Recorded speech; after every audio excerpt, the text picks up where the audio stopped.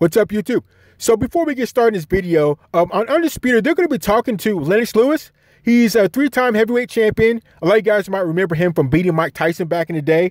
But Lennox Lewis was a great boxer. So his record is 44-2 with 1 draw. So 44 wins, 2 losses, and 1 draw. And he had 32 knockouts. Lennox Lewis is a British boxer. And let's see what they have to say to him. It is an honor to have you at this table. Yes. Yes. How many undisputed champions do you have at this table? That's a good question. We have one. We all three think there's one. Everyone thinks that. We're going to get to that fight in a bit, but you are a 3-time heavyweight champ. So in your opinion, who's the greatest heavyweight of all time? Jack Johnson, Muhammad Ali. She said, who do you think is the best heavyweight champion? He named 2. But anyways, my guy is Mike Tyson. I'm a Mike Tyson guy. I'm a Mike Tyson era guy. Some people say Ali, but I bet my money on Mike Tyson on anybody at any point in time. There's just too much power, too much quickness, great defense. And I'm taking prime Mike Tyson. Prime Mike Tyson. That was moving his head and all that. So let's keep going. Basically, they both had great strengths. And there's probably a couple more that I didn't mention, but you can basically say they all fit in one room. They're all special in their own way. How much could you see of Jack Johnson? Did you just see the old great tape of it? I've seen a lot of old footage, and, my hero was more Muhammad Ali because I've seen a lot more of him. Yeah. Right. But, if I would have seen Jack Johnson as well, he would have probably changed my boxing a little bit as well. I would have caught something from him, probably a little more showboating or... Yeah, and if you would have saw Mike Tyson earlier in both of you guys' career, it might have ended up different. He saw an old Mike Tyson. I don't say washed up, but Mike Tyson had been through a lot by the time him and Lennox Lewis fought. But I guarantee you, if him and Lennox Lewis would have fought earlier on in both their careers, it would have been a done deal. Some people say Lennox Lewis was ducking Mike Tyson. Someone said they were ducking. He was ducking Mike Tyson.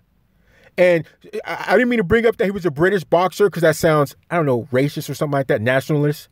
But the whole thing was when him and Mike Tyson fought each other, he was a British boxer, Mike Tyson's the American boxer. It was who was going to retain, the heavyweight championship. Is it going to go to a British boxer or an American boxer? So don't think I was, trying to point some stuff out. But anyways, let's keep going.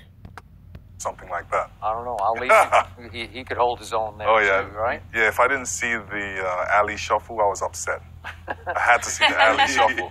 So why was he great? He was great in many ways, not the fact that what he said, he did. He did. He moved around the ring really graceful, fast hands, and he could fake you out. He could, psych you out, with just his words and just with his mannerisms. So that's what I love about him. And I guess... And that's one thing why I would say Mike Tyson would be able to beat Muhammad Ali, because like Lennox Lewis just said, that Muhammad Ali was able to beat you with his words and psych you out. What you won't be able to do that to Mike Tyson, especially a prime Mike Tyson, because he will be zeroed in, locked in, or knocking your head off, punching your head through the ropes. Because Customato had him trained. Customato had him seeing, I think, a therapist trying to get ingrained in his head that he's a champion, that nobody can beat him. Customato did more than physically train Mike Tyson. He physically and mentally trained and prepared Mike Tyson to be everything that he was when he was in his prime. So I don't think there's anybody that could have messed with Mike Tyson, physically or mentally. That's why I say Mike Tyson, among other things, can beat Muhammad Ali and anybody else. But let's keep going on. Frazier, he showed some guts and toughness like I've never seen in a ring before. Yeah. He showed us the rope-a-dope as well, and Foreman. Against Foreman, and Foreman was a great fighter as well. I learned a lot off of him watching him fight. What do you mean he was a great fighter? He was a great fighter. What is it? The Thriller in Manila with when he fought Muhammad Ali, and then what about when George Foreman won the heavyweight championship when he was almost 162 years old? He got the heavyweight he became the heavyweight champion at 162 years old. He was really 45, but at the time that was the oldest person to become champion until who was it? Bernard Hopkins did it like I think 3 or 4 years ago, He wasn't heavyweight, but I think he was like lightweight. But he came like lightweight champion, and he was like, I think 46 years old, like 46 in like 30 days or something like that. But George Foreman became heavyweight champion again at 45 years old. So let's keep going. You know, how he handled, beat people, pushed them back, and, you know, his defense, all that type of thing. So I catch a lot of different things from a lot of old boxers that are great. Who would you say your style most emulated? You know, I kind of developed my own style. Okay. You know, I like I said, I grabbed a little from this person, a little from that person, and I made it into my own style. So something that, you know, like I said, Foreman was doing good, I put that into my style. You know, everybody said Larry Holmes had a great jab, you know, but it was a jab to mug you. I wanted a jab to knock you out. Right. So I developed my jab more as a 2x4. Snapping it. Bam. So it's coming straight, So even if it hits you, you know, your face and your whole body's moving back with it. Now, I can testify to Lennox Lewis having a great jab, because that's pretty much how he beat Mike Tyson when he beat him. He was using that jab, working that jab. Also, it didn't help that Mike Tyson wasn't moving his head. He wasn't moving his head at all. Like I said, what let me calm down. What Lennox Lewis saw in Mike Tyson that he fought was a washed up Mike Tyson, an old Mike Tyson that has been through a lot. I don't want to make any excuses, but if he would have saw a prime Mike Tyson that was moving his head, moving his feet, wasn't just trying to go for the knockout, would have just been a pure boxer that Customato taught, he wouldn't have been able to get him. Because all Lennox Lewis did in that fight, if you remember it, was jab him. He just worked the jab and kept Mike Tyson away from him. Because everybody knows the thing with Mike Tyson is he wants to get in on you. He wants to get in on you and tear you up from the inside. But Lennox Lewis is a smart boxer. He's tall, he has long arms, so he just kept him off of him. Kept him off him and beat him up. Let's keep going. But when I look at you, I don't look at you as a heavyweight. You ushered in the division of what we call the super heavyweight. Yes. The 6'4", 6'5" to 250, the 245 to 250 guy. Yeah. Ali was 205. These heavyweights, Joe Frazier, 205. Even Mike Tyson was like 215-ish. You were that. Now, I don't know if I can go with that, Shannon. He may have been one of those guys in that era, but I don't know if he was the guy that brought in the super heavyweight, because there was a lot of guys that fought with him and a little bit before him.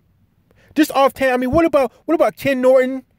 Not Ken Norton Jr., obviously his son played for the 49ers, but Ken Norton, he was a boxer. What, Shannon Briggs? He was big. Buster Douglas? Buster Douglas was big. He's the guy that beat Mike Tyson. He was like 6'4". I think he was like 220 or something, if not a little bit bigger. What about Riddick Bowe? Riddick Bowe was like 6'4". He was like 230, I think. There were some big guys. And, of course, George Foreman was definitely before Lennox Lewis. So there was some big guys. I don't know. I don't think Lennox Lewis was the first super heavyweight type boxer. Yeah, I definitely wouldn't say that. But definitely now today, their consistency of there being super heavyweight boxers that are 6'6", like 250, 260, and are agile and are athletic, that's definitely the norm today. It's not fair. But keep going. First big guy, and you won the Olympic gold in Seoul in '88 as a super heavyweight. Do you look at yourself like, I brought a new era of super heavyweight to boxing? Yeah, and I think that era needed to be there because, you know, the era was over 200 pounds, right. You're a heavyweight. Right. So that means, like, okay, if you're 201, you know, you fought a guy that's 250. And sometimes it's not fair, just right. The weight difference. And, yeah, I'm glad they did it. And you're right. Different eras actually bring out different weights for heavyweights. Right. So in Muhammad Ali's era, the highest weight was probably 215. Right. Although George Foreman wasn't exactly little, right? Right. Then you got Larry Holmes. They're 230, 220. Got my era is with the Klitschko brothers. Yeah, 230, 245. Now Wilder and Joshua. They're 245. You know, Wilder surprises me. 212 pounds, and he can. That's pure muscle he's got, and he can generate a lot of power. Comes from a long way away, and when it lands, bing. So, Wilder, he does surprise me too, because when they did a weigh-in with his last fight, when he fought Fury, he weighed in at 212, like he just said, and Fury was, I can't remember, he was like 230 or something like that, 240 or something like that. That's really small for a heavyweight right now. Even though he's 6'6", but 212 at 6'6", that's skinny. That's a skinny guy right there. That's actually like what Kobe and Michael Jordan, that's like their size in their boxing against a monster. So that's weird how it works out for him. But I think he's going to get caught though, because I don't think he has the technique to go. Well, you know what? That's going to be another video. So we're going to talk about him or Anthony or Wilder, Anthony Joshua, and Fury. We're going to talk about those three guys, and we're going to get into that. But let's finish this up. Go. But how Fury get up? Fury. How did Fury get up after taking that shot flush? It wasn't a flush shot. It was more of a glancing shot, and I think he was down there already. Right. So when he got hit, he just laid down, and he was like, "Oh, I made a mistake. Let me just get up," because it didn't really affect me that much. And the referee should be commended, because usually referees say and call off the fight. Right. This was like basically last round, and he's like allowing him to get up. Right. You could look at a couple of my losses. Right. I'm the champion. Man knocks me down in the second round. Right. I get up. The referee goes like that. I'm like, I'm the champion. Why are you waving it off? So you get those. You talking about the Rockman fight? Yeah. So that's definitely, it could have gone either way with the referee. And I forgot what I was going to say, so let's get back to it. I remember that fight. So, Speaking of George Foreman, after back in 2002 that you toyed with Mike Tyson and then just destroyed him, like you just had your way with him, George Foreman declared you were the greatest heavyweight of all time. And I think he was emphasizing the word heavyweight. Yeah. yes. Right? Yeah. The fact that he said that was a great honor to me. You know what I mean? Obviously, he's been watching me box for a long time, so he's watched how I've come up and how I've developed. So, I appreciate the fact that he said that. So now let's go to the other end of the scale, the little people, such as Floyd Mayweather Jr. Your thoughts on his career? How impressed have you been from a distance about him? Very impressed. I was wondering, why can't anybody catch him? and it's funny to see boxers go in there and say, I'm going to beat him. He's not strong on me yet. And they're throwing punches. They can't catch him. Then they say to themselves, you know what? He moves a lot. I'm going to practice moving. Then I'm going to catch him. Then they have a second fight. I'm like, this is something you can't learn over a fight. You have to learn over years to be able to cut. See, what a lot of people don't realize is with Floyd Mayweather, he was 50, 51-0, is what people don't realize is when you get to around about the 10 or 11 fights and you're undefeated at 10 and 11, people are going to be like, well, wait a minute, this guy's undefeated. Let's go after him. Be careful. This guy, he always has some skill. He's undefeated. And let alone when he gets to fight 14, 15, 16, 17, and he's still undefeated, you got targets on your back. You got targets on the back, and you got the best coming at you, and you're going at the best. So people don't understand how hard it is to be able to maintain that. And then once Floyd starts to get older, you can start boxing from a young age. So from a lot of these people, a lot of these boxers nowadays, you might have a boxer that might be 20 years old and is in the same weight class as Mayweather. So all that kid knows is Mayweather being the champion. That's all he knows. So when he was 2 or 3 years old, his dad was talking to him like, what do you want to be? Who do you want to be? I want to beat Floyd Mayweather. I want to be a champion. I'm going to be like him. That's all he knows. That's all a class, a generation of fighters trained to fight and beat. Because that's all they know is Floyd Mayweather. And he still beat them all. He still beat them all. You trained your whole life to beat this guy and nobody's been able to do it. That's just how amazing it is. But that's going to be another video too. Let's keep going. Off the ring and catch a guy and know how to go after a guy like Floyd. So that's the big mistake they're making. But as far as his career, great career, he's an amazing athlete. He did it his way, and he's undefeated. Not many boxers can say that. I'm undefeated to a point because everybody that beat me, I beat them back. And then when Floyd says he's the greatest boxer ever, I'm like, you didn't box me. True. All right. So a lot of people don't understand too is when Floyd says that he's the best boxer ever, I'm pretty sure he means pound for pound. Pound for pound. So if you would take his skill set and put it against a heavyweight skill set, his skill set would be better than that heavyweight or that lightweight or whatever weight class you want to go to. Because obviously, even right now, even in Mayweather's heyday, he probably couldn't beat a low-class heavyweight boxer.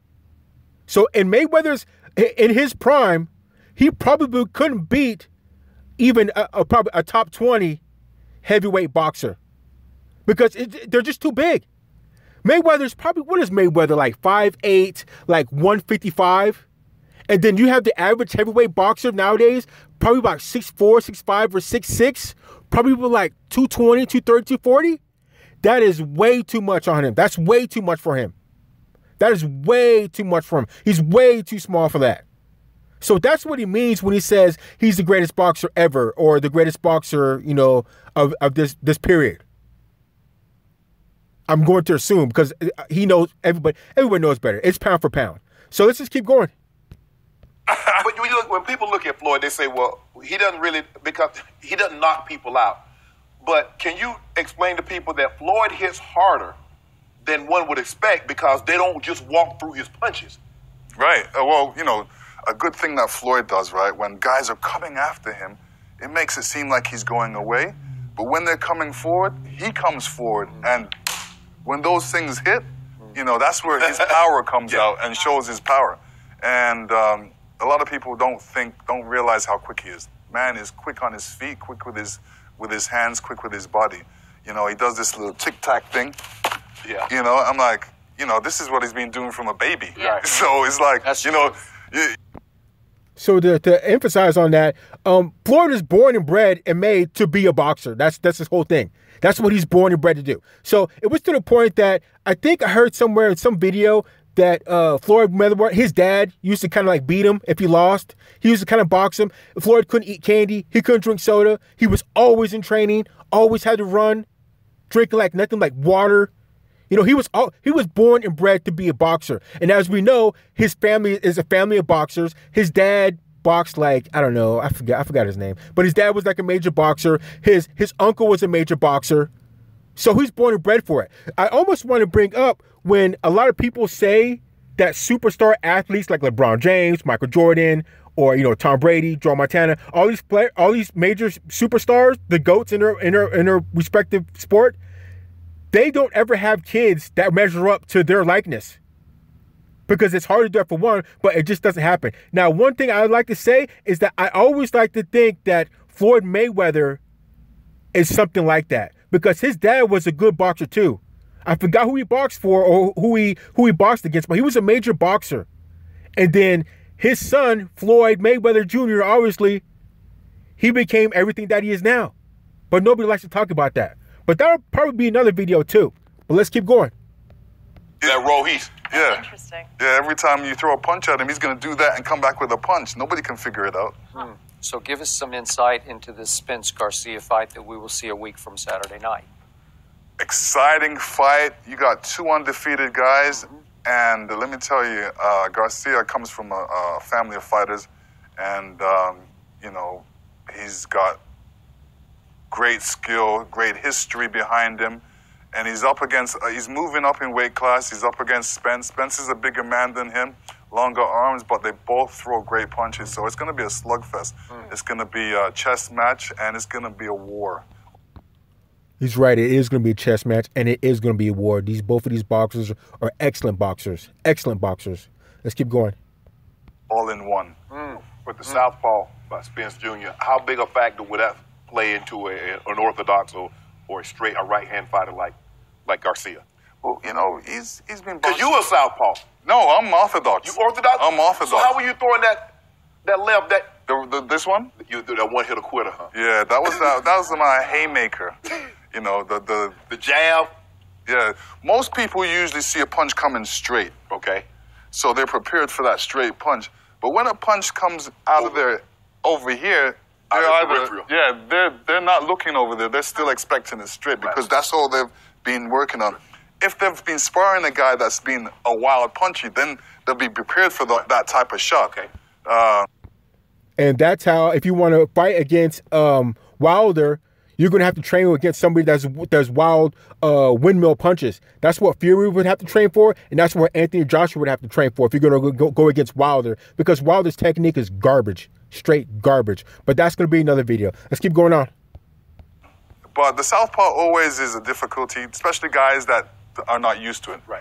Garcia's going to be used to it. He's been boxing for too long. He knows what to do. Garcia is a pretty good boxer. So actually, he's an excellent boxer. I think, didn't Garcia fight Adrian Broner? And I think he beat Adrian Broner. I think he gave him his second loss. Obviously, Madonna beat Broner for his first loss. I think it was Mikey Garcia that beat Adrian Broner. But don't quote me on that. Don't quote me on that. But let's keep going. Did southpaw fighters cause you a problem? Guess how many southpaw fighters I boxed? I mean, none. No way. Really? Yeah. Wow. Is that? Wait, that wasn't by design, was it? Or? You know what? Nobody really came. I was gonna say heavyweights. Yeah, nobody really came into. I didn't know that. I did not know that Lennox Lewis never faced a southpaw. That's kind of crazy. That's weird. Out of all those fights, no southpaws? Weird. Play with that was a southpaw. The last southpaw I remember fighting was in the Canadian Championships. Huh. And I just pressured him, boom, boom, boom. I didn't even allow him to throw any shots because I knew myself that, he's going to be punching from a different angle. I've sparred with a southpaw, and that was like, I wasn't really happy because it's like that thing again where I'm looking for the orthodox fighter to come at me. And it's a different angle. Right. So you really have. I don't mean to interrupt this, but I just have to add, for those of you guys that know, I've been watching boxing for years. You know Lennox Lewis as the guy that had the long hair, like very, very long hair, dreaded up. And it's just so weird to see him without that long hair. To see him with the fade, actually, I think he probably cut it off, because those last couple of years when he had long hair that was dreaded up, you'd see a clear bald spot on top of his head. He had a bird's nest going on there. Looked like a Jamaican bird's nest going on the top of Lennox Lewis' head when he had his long hair that was dreaded up. But so it looks weird seeing him with the fade. All right, let's keep going. To get used to that. Sounds like you're leaning Garcia is just the better fighter. No, Spence that's his weight class. Garcia's moving up. Okay. I know. When you're moving up and boxing a guy he's the best guy at his weight class, it's difficult. Not many people have done that in history. Only a couple. Pacquiao has done it in history. And, if there's one guy to do it, it's him. Mikey. Let me ask you this. Well, how difficult is it to move up weight classes and still maintain power? Because that's what Pacquiao was able to do. Yeah. Move up from 106, 112, and go all the way up to 154 and still possess. Hold on. I think Roy Jones moved up and still possessed power. I think he fought heavyweight at one point. Or maybe he was talking, but I can't remember. But I know Roy Jones definitely moved up in weight. And didn't, who's that guy that stutters? He talks like this and blah, blah, blah, blah, blah. I forgot his name. He's got a real bad speech impediment. I forgot his name. But let's keep going. Knockout power. How difficult is that? Well, what you find with a lot of these boxers, they box 2 weights down. But when they're walking around, they're walking 2 weights up. Okay. So it's a situation where, all right, I don't have to lose weight anymore. Right. I can box at the weight I'm walking around. Right. Sometimes that's a mistake, right, because they don't usually bring the power with them. Right. And when they move up in weight classes, the guys at heavier weight classes can absorb punishment more, and it's not easy to knock them out. Right. So that's what he's facing in this fight. All right. Great This is stuff. interesting. Good job. Lennox, thank you so much for being here. I'm looking forward to this one. Make sure to check out Spence Garcia next Saturday on pay-per-view.